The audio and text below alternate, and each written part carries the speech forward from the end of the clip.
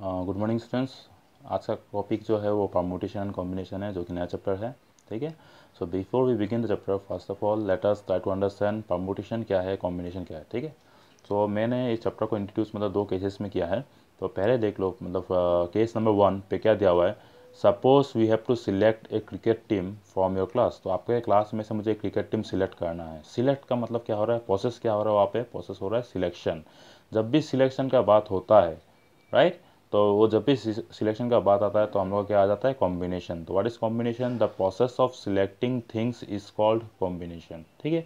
तो आपके क्लास में 60 स्टूडेंट्स है। 60 स्टूडेंट्स में से मुझे 11 स्टूडेंट का टीम बनाना है, राइट, क्रिकेट टीम बनाना है। तो वो मैं 11 स्टूडेंट्स जो मुझे सिलेक्ट करना है, मैं वो कितने तरीके से सिलेक्ट कर सकता हूँ। रोल नंबर 1 से लेकर रोल नंबर 11 ले सकता हूँ।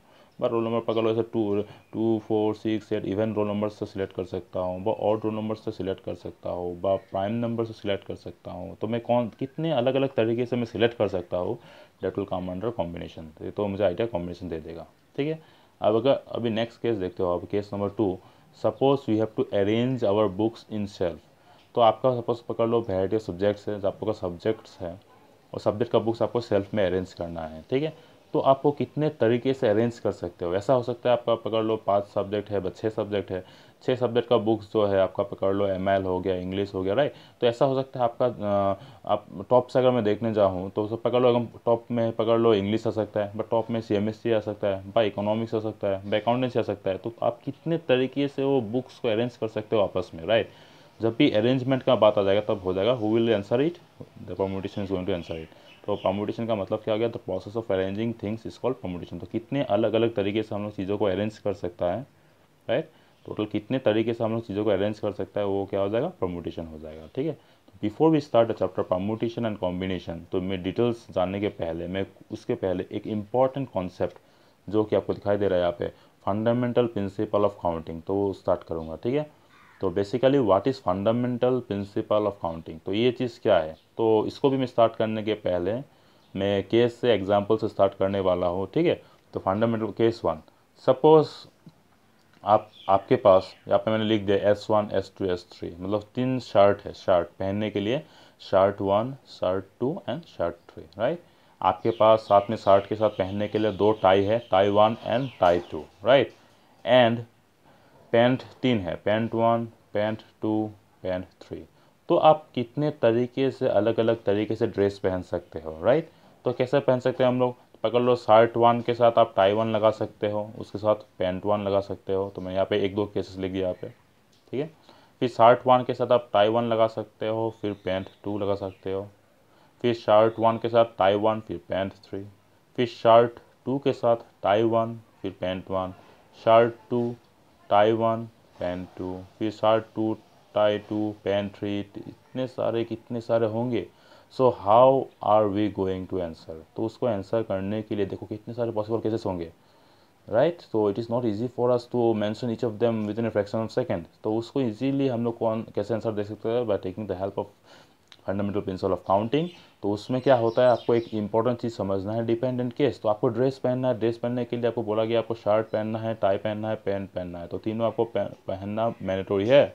तो अगर केसेस डिपेंडेंट होता है तो डिपेंडेंट होने से आपको क्या करना है, सिर्फ आपको नंबर ऑफ चॉइसेस को मल्टीप्लाई कर देना है। क्या करना है, तो नंबर ऑफ चॉइसेस को आपको मल्टीप्लाई कर देना है। ठीक है। तो आप देख सकते हो ये पर्टिकुलर केस में शर्ट आपका 3 है, शर्ट आपके पास 3 है, तो मतलब 3 चॉइसेस है, तो 3 लिख दिया मैंने। टाई के लिए कितने चॉइसेस है, 2 चॉइसेस है। पैंट के लिए कितने चॉइसेस है, 3 चॉइसेस है। तो मैंने यहाँ पे क्या कर दिया, नंबर ऑफ चॉइसेस को मल्टीप्लाई कर दिया। तो 3 मल्टीप्लाइड विथ 2 मल्टीप्लाइड विथ 3, तो 3 multiply with 2 multiply with 3 will give us 18 ways. तो हम लोगों ने यहाँ पे सिर्फ 3 तरीका लिखा है। इस तरीके से हम लोग 18 तरीके से, 18 तरीके से हम लोग क्या कर सकते हैं, ड्रेस लगा सकते हैं। तो ये वाला किसके लिए था, आप याद रखना, ये डिपेंडेंट केस है। डिपेंडेंट मतलब जब एक दूसरे के ऊपर एक डिपेंड करता है। ठीक है। नाउ केस नंबर 2 में और एक केस यहाँ पे लिया हूँ, केस नंबर 2। केस नंबर 2 में देखो क्या दिया हुआ है, केस 2 में दिया हुआ है, सपोज 2 बंदा है, मतलब 2 दोस्त है, ये दोस्त 1 ये दोस्त नंबर 2। दोस्त 1 के पास 2 शर्ट है, 2 पैंट है। ठीक है। एंड दोस्त 2 के पास आपको दिखाई दे रहा है शर्ट कितने हैं, shirt 1 shirt 2 shirt 3 and pant 1 pant 2। तो दोस्त नंबर 2 के पास, तो उसके पास 3 शर्ट है, 2 पैंट है, राइट। तो वो लोग आपस में कितने तरीके से ड्रेस को पहन सकता है, तो ये वाला केस हो जाएगा आपका इंडिपेंडेंट केस। क्या केस हो जाएगा? This case will become independent case. Independent case क्यों होगा? बिकॉज दोस्त वन का जो कपड़ा है वो हम लोग दोस्त टू के साथ मिक्स नहीं कर सकता। इसका कपड़ा अलग है, इसका कपड़ा अलग है, तो ये दोनों अलग हो गया, दो केसेस हो गया, राइट। इसका कपड़ा अलग, उसका कपड़ा अलग, राइट। तो अभी पहला केस के लिए दोस्त नंबर वन के लिए उसके पास चॉइस कितना है?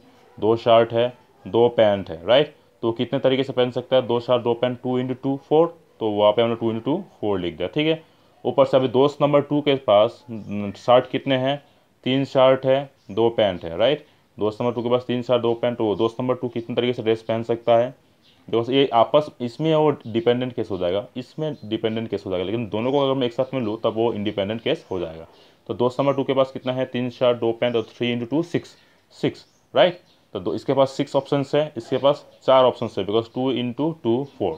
तो टोटल कितने तरीके से लोग ड्रेस पहन सकते हैं? That will be equals to 4 + 6 = 10 ways. याद रखना, अगर आप यहाँ पे मल्टीप्लाई दे देते हो तो वो रॉन्ग हो जाएगा। क्यों रॉन्ग हो जाएगा? बिकॉज ये इंडिपेंडेंट केस है, इसके और इसके बीच में कोई कनेक्शन नहीं है।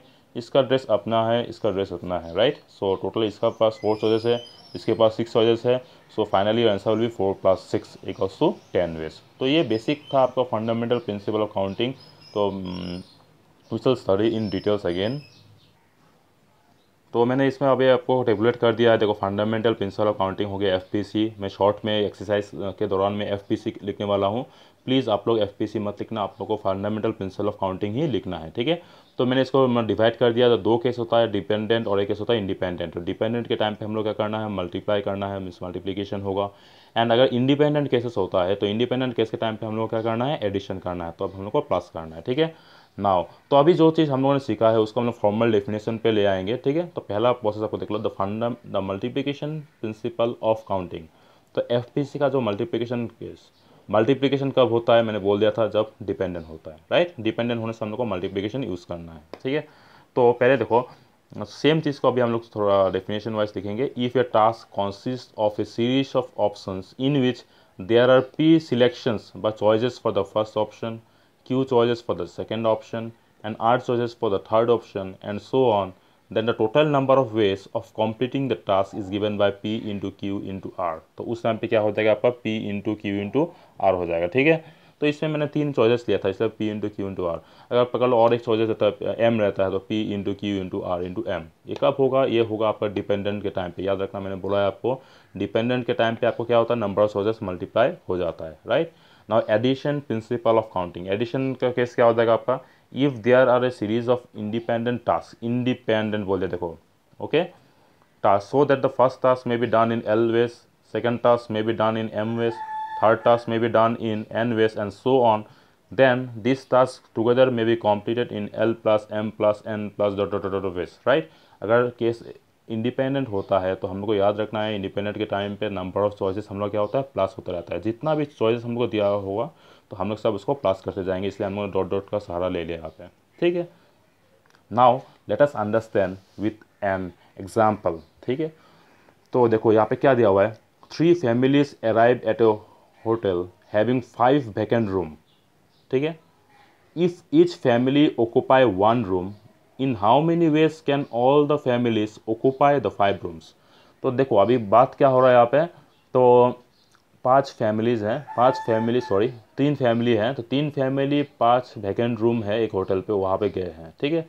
तो बोला गया है जो तीनों फैमिली कितने तरीके से, कितने अलग अलग तरीके से वो 5 रूम को ऑक्यूपाई कर सकते हैं, ठीक है, फाइन, ओके। अभी देखो, जो पहला सबसे फैमिली मतलब जो काउंटर पे जाएगा मतलब बुक करने के लिए, तो फर्स्ट फैमिली उसके पास चॉइस कितने होंगे? उसके लिए 5 रूम अवेलेबल है, 5 रूम अवेलेबल है, right. So for the first family उसके पास चॉइस कितने हैं? 5 है। अभी जो सेकंड फैमिली है वो सपोज वो एक रूम को बुक कर लिया। अभी जो दूसरा फैमिली जो जाएगा फिर काउंटर पे, उसके पास एक रूम कम होगा, बिकॉज ऑलरेडी एक रिजर्व हो गया, राइट, एक बुक हो गया, ठीक है ना। तो फिर उसके पास चॉइस कितने होंगे? एक कम जाएगा तो 4 चॉइस होंगे, ठीक है। अभी तीसरा वाला जो फैमिली होगा, तीसरा वाला फैमिली के पास और एक चॉइस कम जाएगा, बिकॉज ऑलरेडी 2 मतलब रूम मतलब क्या हो गया? ऑक्यूपाई हो गया 2 फैमिली ने, राइट। तो तीसरा वाला जो फैमिली होगा उसके पास और एक चॉइस कम होगा, दैट इज कितना चॉइस होंगे? 3 चॉइस होंगे। नाउ पहला फैमिली के बाद सेकंड फैमिली जाएगा, सेकंड फैमिली के बाद तीसरा फैमिली जाएगा। तो ये तीनों क्या है? डिपेंडेंट केस है। डिपेंडेंट होने से हम लोग क्या करते हैं? We multiply, always keep in mind, अगर डिपेंडेंट केस होता है तब क्या होते हैं, मल्टीप्लाई करते हैं। Therefore by the multiplication principle there are 5 into 4 into 3 equals to 60 ways in which the 3 families में ऑक्यूपाई 5 रूम्स। तो कितना तरीका हो गया आपका, 60 वेज हो गया जिससे हम लोग ये तीनों रूम को कैप्चर कर सकते हैं, right. Okay, now we come to the formal permutation. तो परमुटेशन क्या है, देखो ये permutation is an ordered, permutation क्या है, ordered arrangement of n distinct objects without repetitions. तो हम लोग मतलब क्या करेंगे, एन डिस्टिंक्ट ऑब्जेक्ट्स, डिस्टिंक्ट का मतलब क्या होगा, डिफरेंट ऑब्जेक्ट्स को विदाउट रिपीटेशंस हम लोग कितने तरीके से अरेंज कर सकता है, that is your permutation. The symbol NPR represents the number of permutations of n distinct objects taken r at a time where r is always less than equal to n। तो this is the symbol for permutation NPR। इसमें ऊपर में मैंने n लिखा है, उसमें n means total number of objects, आपका कितने सारे ऑब्जेक्ट्स, राइट, कितने सारे ऑब्जेक्ट्स हो गए n, r हो गया आप कितने n में से आप कितने ऑब्जेक्ट्स को अरेंज कर रहे हो, टोटल ऑब्जेक्ट्स है n, उसमें से आप कितने ऑब्जेक्ट्स को अरेंज कर रहे हो, that will be given by r। तो that is your NPR, alright. तो टोटल ऑब्जेक्ट्स है n में से आप r ऑब्जेक्ट्स को अरेंज कर रहे हो, तो ऑब्वियसली जो r का वैल्यू होगा वो मैक्सिमम कहाँ तक जा सकता है, n तक जा सकता है। So it is written as r is less than equals to n।